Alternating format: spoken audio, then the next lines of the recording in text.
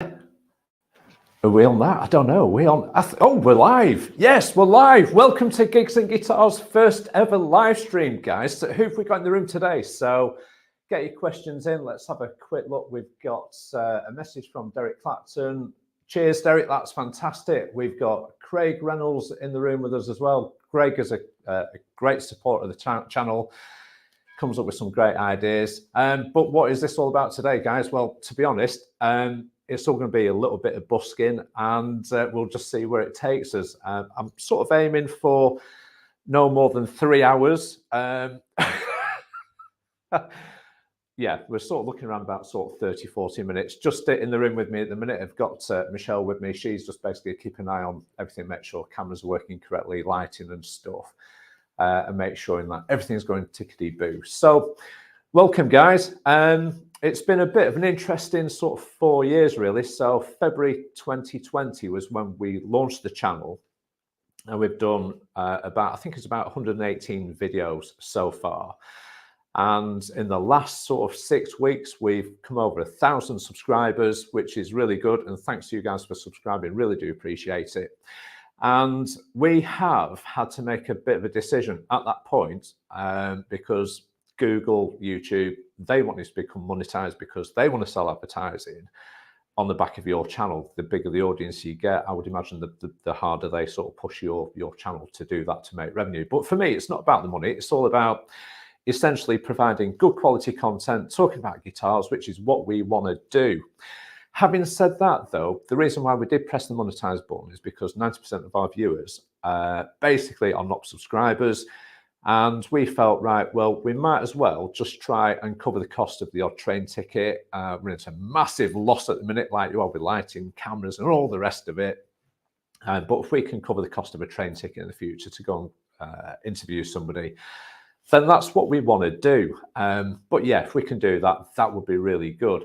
So I feel like in the last sort of 4 years, we've done a bit of a YouTube apprenticeship. And that 4 years, it is really, how can I say, it is pretty much just that.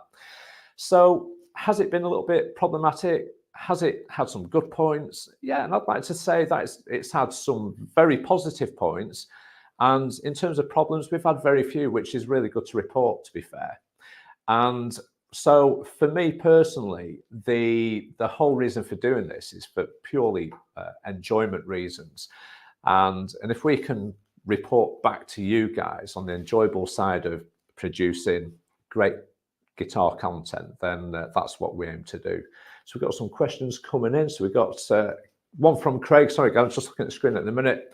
Kev, come on, tell me, what's that in your lap? Right, well, Craig, this is the 1952 Telecaster reissue. It was featured in a video quite recently about this guitar and the problems I had with it. If you do remember this guitar, guys, if you have seen that video, and it's one of the top performing videos of this year so far, and it was all to do about the setup and the playability, and it was basically unplayable. The action was far too high. And what I did find with it being a reissue of a 52 Blackguard Telecaster was that if you try to adjust the saddle height, the action on these brass saddles here, I found that the big fat E string couldn't go down low enough to make it playable. All the other strings did, but I found that at the bottom of the saddle hit a countersunk screw which holds the bridge to the body of the guitar. And I thought, is that just a quirk of 1952 when Leo Fender was still designing these guitars? And the only way I could basically get this guitar to play well was to put a shim, in the back of the neck. So there's a nice little shim going between that nut there and that screw there, which has canted the neck downwards slightly, and it's allowed me to end up with a really nice bit of an action on this guitar. So I'll give you a little bit of an idea of what it sounds like, guys. Let's have a quick look. Just found it up a touch. Now, this isn't mic'd up, guys, at all. It's just going to be me mic on my shirt just picking this up, if we can hear it. So I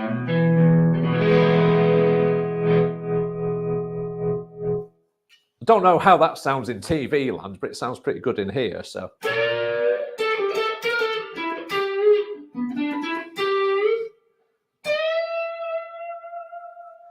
How's that sound, guys? Does it sound okay?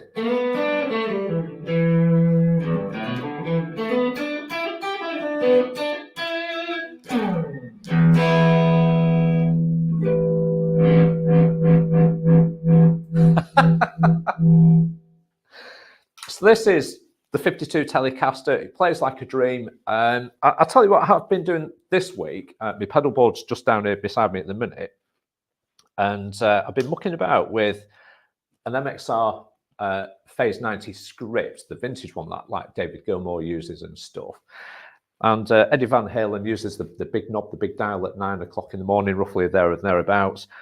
Well, I've got it set to around about sort of 3 p.m. and it gives a right nice sort of bit of an angle to it. So if you have a listen to this.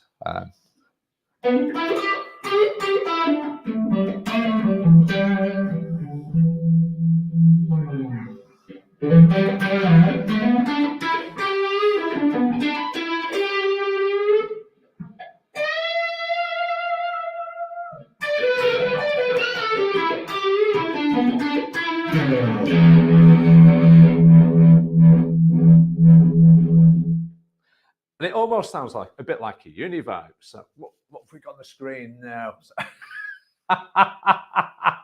Have I nicked that off my lad, says Craig? Well, to be honest, I haven't. But if you have a look at the wall at the minute, I have nicked that one off my lad, which is his black Les Paul Standard. That's going to come in a video very soon when I get around to doing that.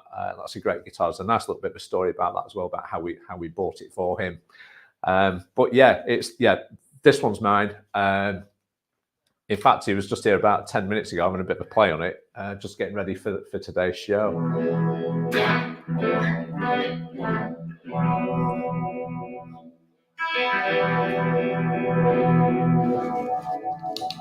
Just stick a bit of delay on.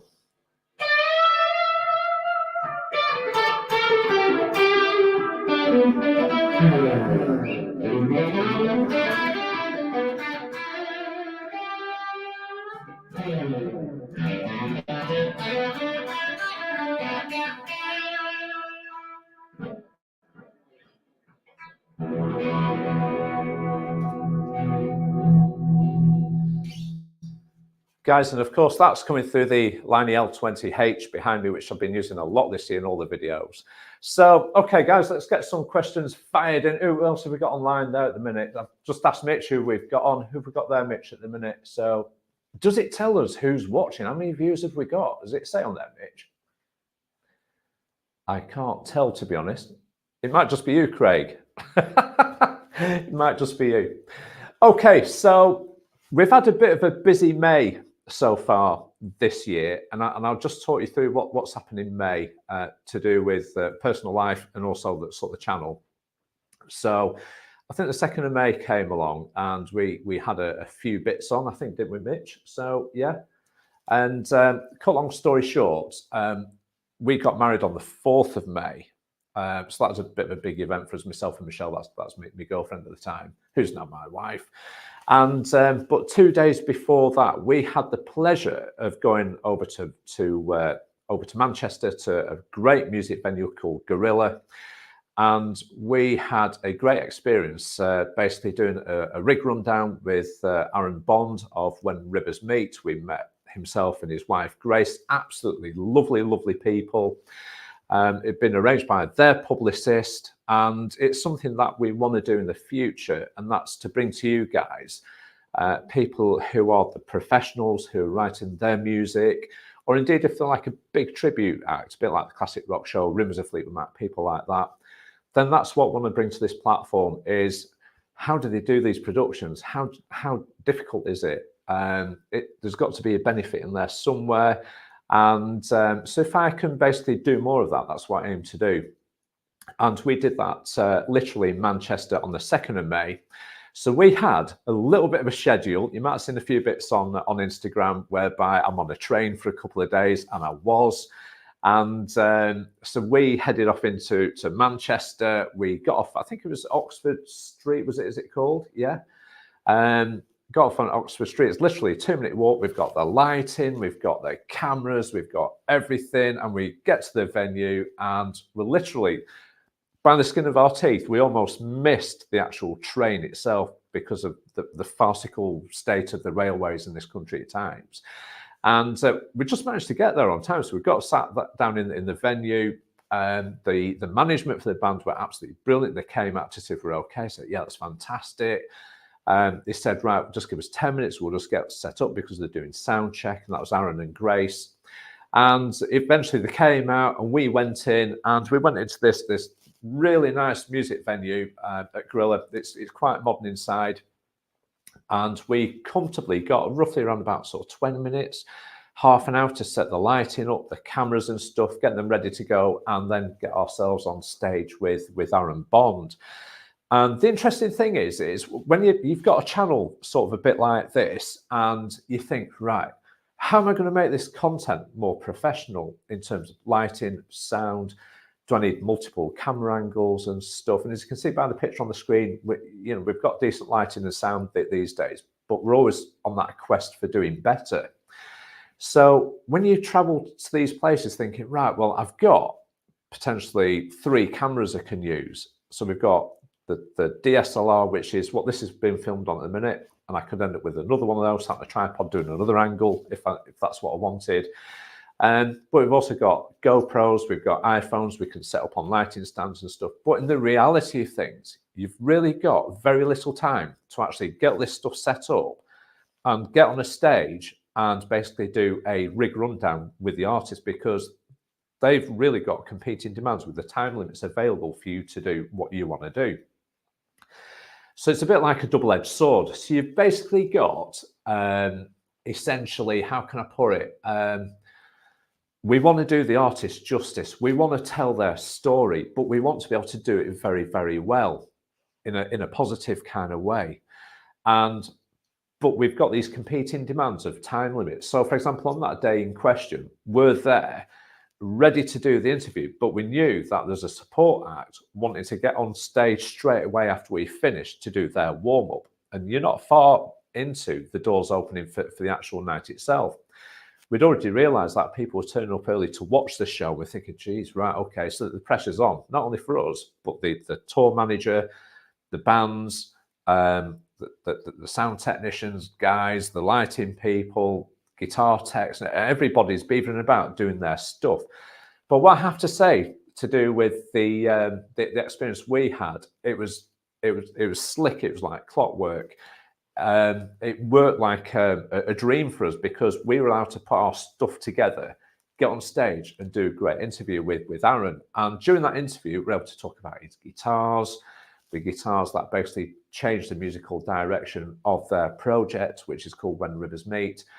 And it was really good. And that's what we want to do more so in the future. And working with a publicist that manage these bands or arrange these things, that is what we want to do and bring it to you guys. So let me know in the comments what you want to see from the channel. So I'm conscious we've got a couple of questions coming up, so let's have a quick look.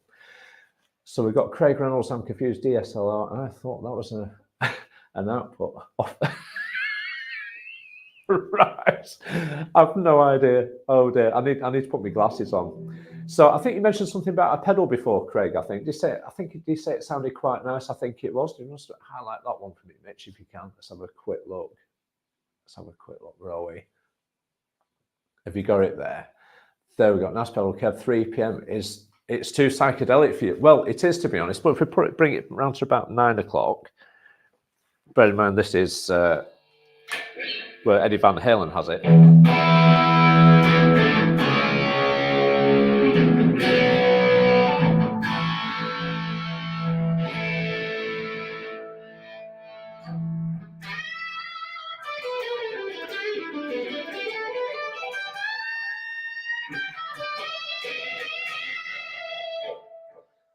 Is that better for you, Craig?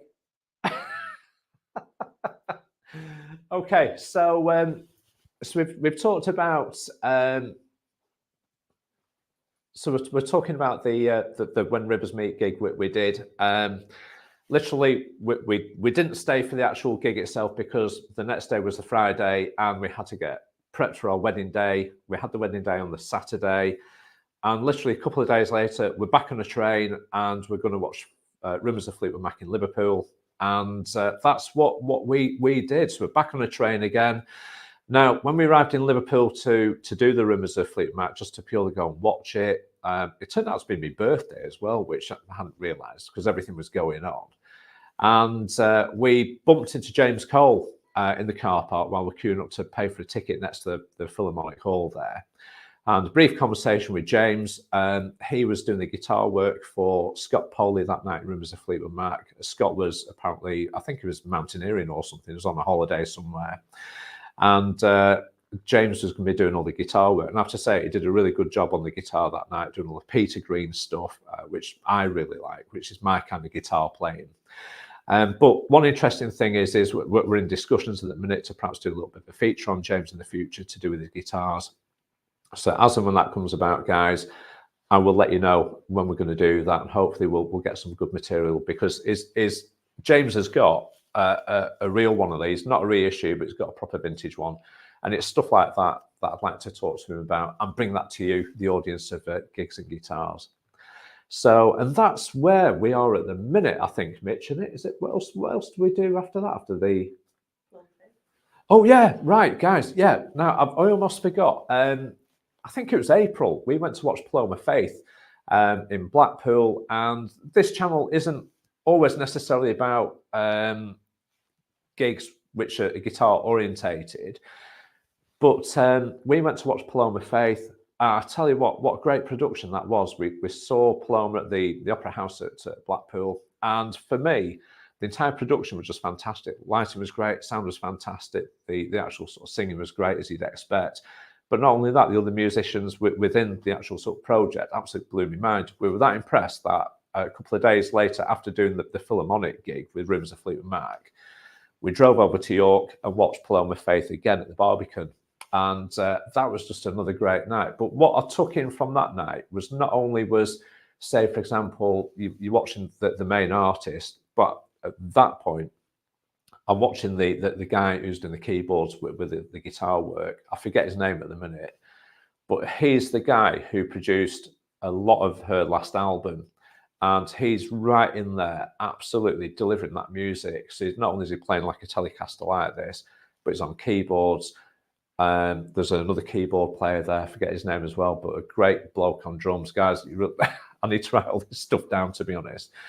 Brilliant bass player. And I think she was called, was it Andrea Gold? Something or other, I think she was called.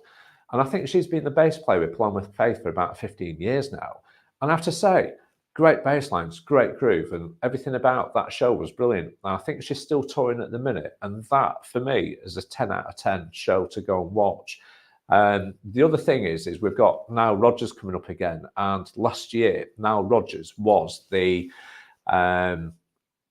best show that we'd seen last year. Now, the question is when we get to see Nile Rodgers this time round, is it going to be better than Paloma Faith, or do you think Paloma Faith might nail it? I really don't know. So we'll have to wait and see, but we shall report back and let you know what our findings are. So how are we doing on there, Mitch, now with that? So what have we got on there?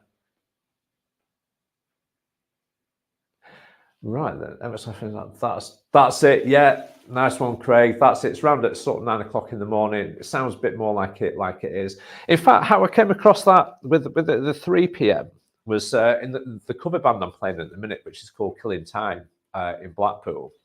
We found that we do a track which is Dakota Stereophonics. I think everybody tends to do that. I think there's a bit of a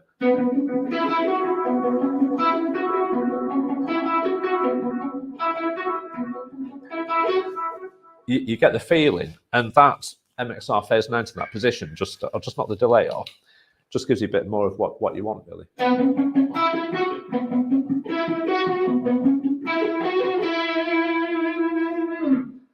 And it gives you that sort of tremolo kind of thing, and with it being a phaser, I know there's a lot of phaser in that track anyway. Stu tends to couple that when he's doing his singing, he plays the rhythm guitars. But that's how I came across sort of this tremolo kind of sort of uni-vibe kind of tone.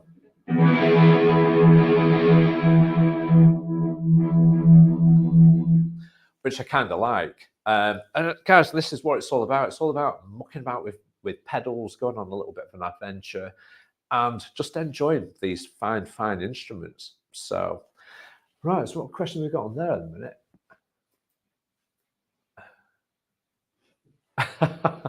Yeah, so funk isn't my thing, but I'll wait with bated breath. Well, to be honest, having said that though, when we watched Now Rogers last year, and it was one of the best gigs well, it was the best gig that we went to last year. And I started doing some research on sort of Now Rogers' background, and it's absolutely massive. His well, how can I put it? His influence in the music industry. You know, writing tracks like Madonna, Diana Ross, people like that. David Bowie is another one. So, say for example, Let's Dance. David Bowie. We now do that in our set because one, it's a great track. It's got some great hooks in it. But the guitar solo in that track was delivered by a young Stevie Ray Vaughan, who wasn't really known at that point in his life. And that allows me to sort of rip into some great sort of blues licks on my black Strat, which I take out with me. And that allows me to do that and just get carried away for about, I don't know, about 16 bars when I'm in a local pub or club. And I just love that track. I'll just stick my delay on. I'll just see if I can just do a little bit with that. Let's have a quick look.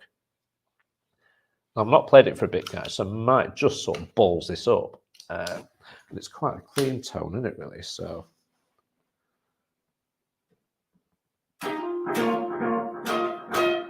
And you can hear the delays on it.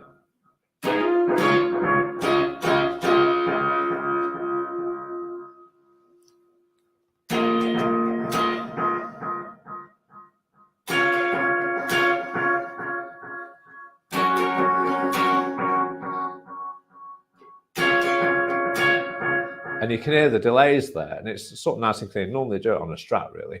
I think my picture's gone a little bit weird for some reason, and I don't know why. Guys, how's that picture at your end? Is it still looking quite clear? Has it gone a little bit off? And it might just be broadband at our house, I think. The camera's fine. Let's have a look.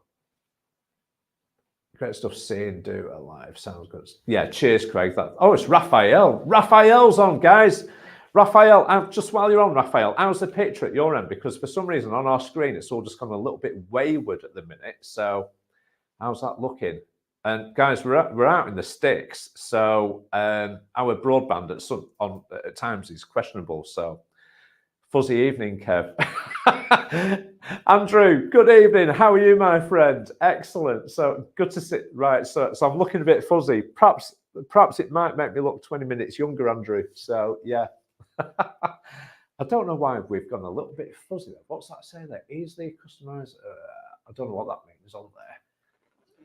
Yeah, so we're still getting a bit used to this. Oh, we've just cleaned up a little bit, I think. So it might just be our broadband, guys. We're in the middle of nowhere, and everything about where I live, we're in a beautiful location, but broadband's crap. We can't get gas, can't get a phone signal and stuff. There's a whole loads of other stuff that we can't get, which we pay through the nose for council tax as you expect. So anyway, I was slightly distracted there, guys. Yeah, the Stevie Ray Vaughan kind of sort of thing.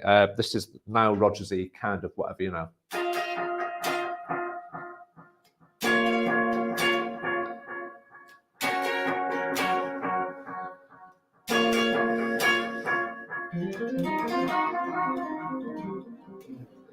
Anyway, so that's that. So long echoey delay. Nice. Yeah, cheers, Craig. It is really. And what I'm using on the pedal board is the carbon copy delay, the MXR analog one.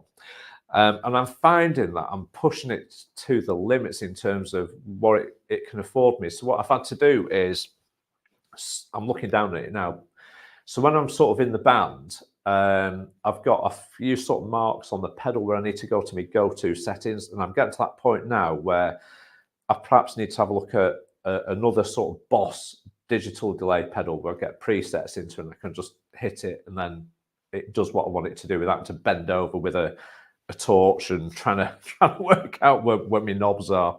So that's yet another thing, really. So just sort of knock that one off at the minute. Just turn everything sort of back to roughly where it is and where it was. Okay, guys. So what have we got on here at the minute? So blame Mrs. Berry. Jacqueline's on as well. Jacqueline, hi. How are you? Not seen you in ages. So good to see you on the channel. So, hi, Kevin, I have some things to do. Can you leave this up, please, so I can catch? Yeah, Jacqueline, if you go into my page on YouTube, I've only found this out myself tonight as well, guys.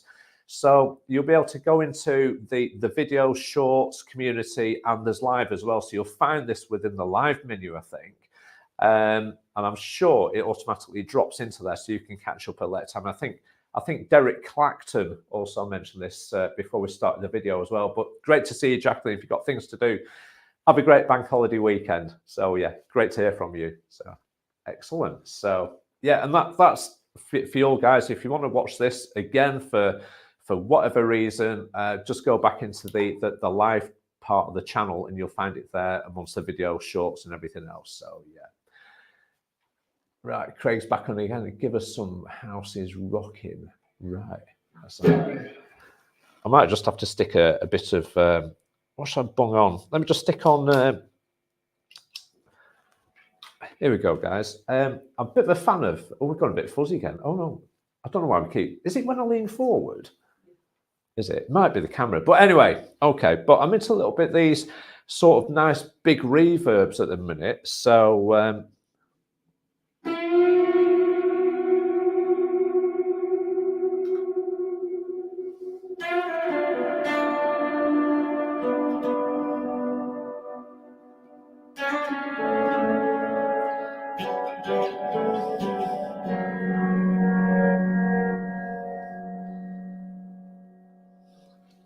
and stuff like that. I quite enjoying these reverbs that have the little bit sort of the chimes, the trails on top.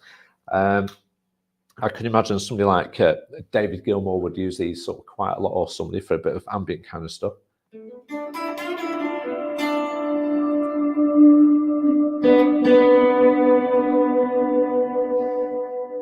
it's still going.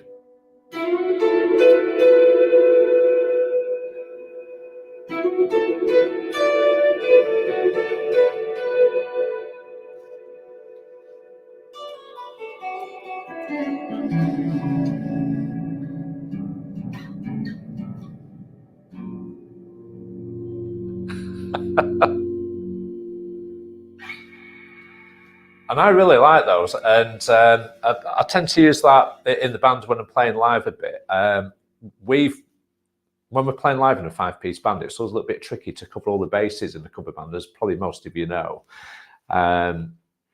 So, for example, we play the chain, but we can't play exactly how, say, for example, Fleetwood Mac do it, or Rivers of Fleetwood Mac. I think they do it double drop D tuning with a capo at the second fret, I think it is. But for us, we have to sort of muck around. We can't afford to do guitar changes or muck around with capos or whatever. So what we tend to do is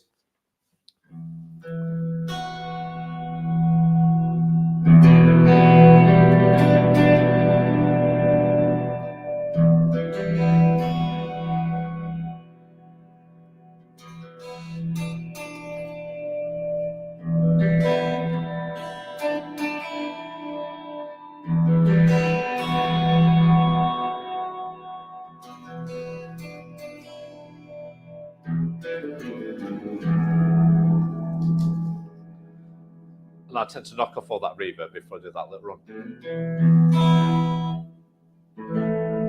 And that's how I tend to do it. It's always going to be a bit of a compromise in a bit of a cover band, really. So, but that's where I tend to use that reverb just a little bit, just to fill it out a little bit with the chimes on top. So that's what we tend to do, really. So what questions we got now there? What was that guitar you brought to your lad that I had to work on that came with a hard case, a very nice price? Right, well, Craig, that was a good question, that. Yeah, that was it was a Fender Vintera 50s road-worn Stratocaster in surf green, if you remember that. And I think that was £500. And we got that from a retailer in Lancashire. And I'll tell you what, it's a great guitar, that. It really is a great guitar, an absolute bargain. And the great thing about the guitar was, like this Telecaster here, it's got a nitro cellulose finish to the body. So it will naturally wear through its working life, or whatever life James has got planned for it. So that was a great guitar. Again, you can catch that video if you dig deep into the videos in the archive at Gigs and Guitars. So yes, have a look at that. So that's it. Keep playing Curve. A bug reverb is the best. That's it. So yeah, I mean it's nice, and I like a bit of reverb. And that's it. You're right, Craig. There's nothing wrong with putting your own stamp on a song, and that's it really. Because again, with the difficulty with having a covered band is 1 minute I'm doing Arctic Monkeys, and I basically have a Big Muff on my pedal board for that. I've swapped that over tonight for a Blues Driver, so I'm going from like Big Muff to really sort of crisp, clean kind of tones, and to be honest, there's not really a right lot of effects on my pedal board. You'll see photographs of it on the channel before now, or in the video. So I've got a Voodoo Lab Wazoo wah pedal, which is great. Rarely use that in gigs. Oh no, I'll tell you what I do is I do use it in long train running. I'm not going to be able to reach it actually, guys. It's the wrong bloody way around. Let me have a look. Let me drag it over. And let me just see if I can just get this over here a little bit. And what I tend to do is, if I can just go into a little bit of a clean tone. So I'll have to do this with my left leg. And what happens when Stu sort of talks to, I've gone all fuzzy again. Hello, all there. So when Stu's introducing the band, I'm sort of,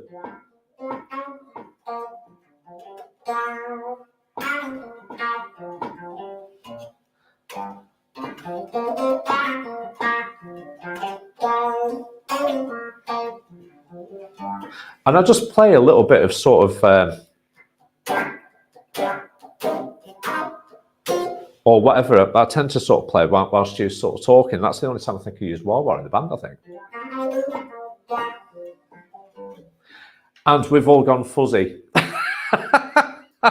So on the pedal board, we've got the signal chain at the minute, it's guitar, into the Voodoo Lab Wazoo wah pedal. We go into Polytune tuner. That then goes into the TC Electronics hypergravity compressor. We're then into the Boss Blues Driver. That's a Wazacraft. Into the MXR Phase 90 script. That all then goes into the amp. It all then comes out of the amp again into the modulation, which on the pedal board at the minute is Chorus, and then into the MXR Carbon Copy delay pedal. So, and we seem to have gone fuzzy, and I think that's down to where we live, I think, more than anything. So, yeah. Let's have a look. Raphael's on. I might end up covering a gig today at 8 p.m. in Poulton. Where are you today in Poulton? That's Poulton Fylde, guys, near Blackpool. So, where are you tonight, Raphael? So we've got some family around this evening. So I'd like to perhaps bob out. And it's good to see you on Friday night, Raphael, as well, to be honest. So yeah, where are you at tonight? Is he put it on there? What's that? Right, yeah. Let's have a look. So, all right, we've gone clear again, haven't we? So. Craig Reynolds said, Big Muff is my favourite fuzz, does all the day. And you're right, it does. It does some really good stuff. And if you've not caught it, on Friday, that pedal show, Dan and Mick did a great thing about the Big Muff. And I think it's about 5 different ways how to use it, I think it is. That's well worth checking out. I watched that last night. So we've got Raphael back on again. You're at Marvin's in Poulton, right, near the station. Excellent, right. Yeah, it's a shame we can't go out to that one. Like I said, we've got family around tonight.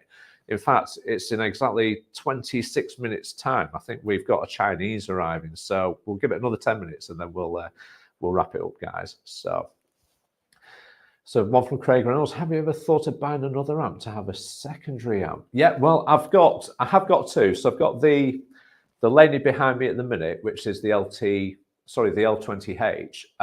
But the amp that I used to be gigging is the Laney the Laney Ironheart, which is a 60-watt head and a 2x12 cab. And what I tend to use is that's mainly for gigging. This one stays in the room here, so I can basically just plug in, pick a guitar up and just play with that to set stuff up. Because what I have found over the years, you have to set stuff up. Sometimes you've lost the moment, and sometimes you just want to walk in the room, sit down and play or do whatever you want to do. But if you've got to set stuff up, pull things out of cases, then there's a good possibility you might not want to play guitar by the time you've done that.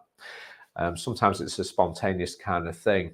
So the L20 behind us, it's a Class A amp, and at the minute it is very loud for a 20-watt amp, and this is the overdrive in the amp at the minute.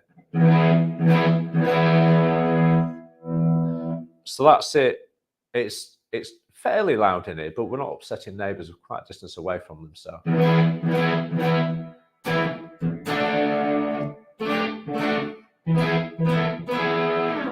And it does sound quite nice, but if I need to get a bit more sort of overdrive on the go, I can't turn the amp up to do that because it'd just be crucifyingly loud. So I tend to use the blues driver, which just gives it a little bit of a kick. So.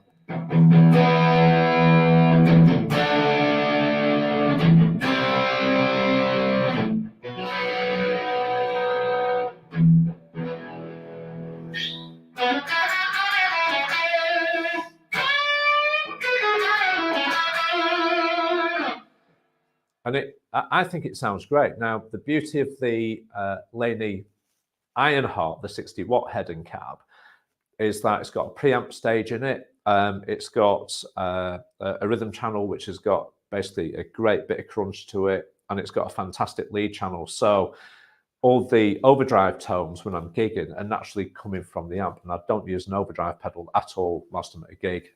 In fact, that's why the blues driver's on here tonight, because I'm using that amp. So if I'm going to a gig, I'll put the big muff on when we do like stuff like the Arctic Monkeys and stuff like that. I think you look great on the dance floor. Absolutely bonkers track. People love it, but it suits the big muff really well.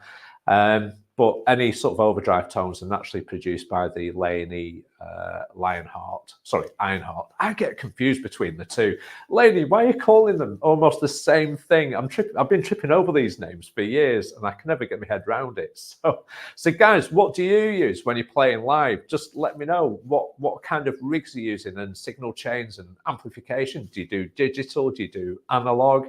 I know nothing about the digital stuff at the minute, albeit I did do that when it first basically sort of came out with the Line 6 Flexstone stuff years ago. But this last sort of 10 years, I've just been analog, valves, tubes, or whatever, you know. So let me know what you guys use. What do you play live with?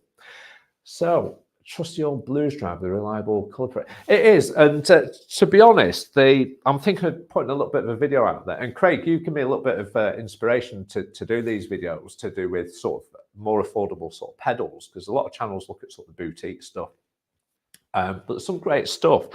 And as you've just heard there, just that blues driver pedal, just pushing the amp a little bit, it sounds great. And even though you sort of just back off a little bit on the guitar,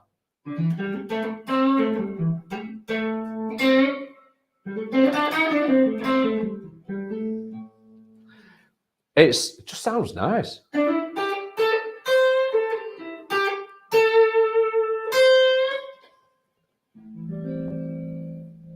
And it sounds natural. It really does sound natural. And of course, if you're playing with your volume control, which I didn't realize until I started doing these videos, how much I'm on the volume control, you can really put some nice character into your playing. And also, not only that, you can put space and phrasing into it as well.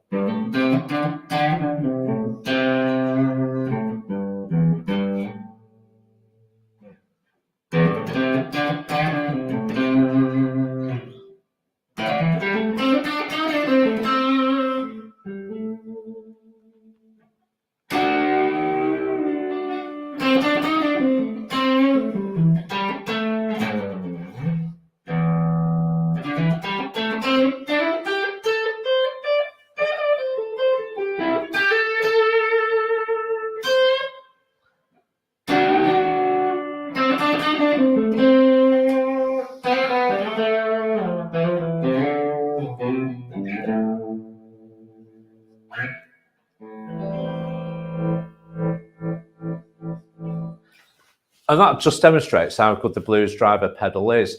So, guys, we're at almost 22:07 now. We've got a Chinese about to rock up the house in about the next sort of 20 minutes. I've got to get my eyebrows done, sort my fringe out, and all the rest of it. So we'll have another couple of minutes and just fire away with your questions.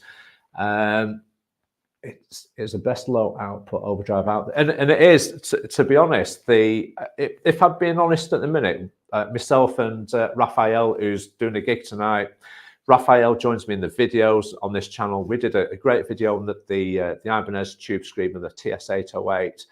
And I think out of the two, I think at the minute, I'm preferring the Blues Driver, the Boss Blues Driver, I think at the minute. So what do you use for all-out distortion? Well, to be honest, I don't. I like the...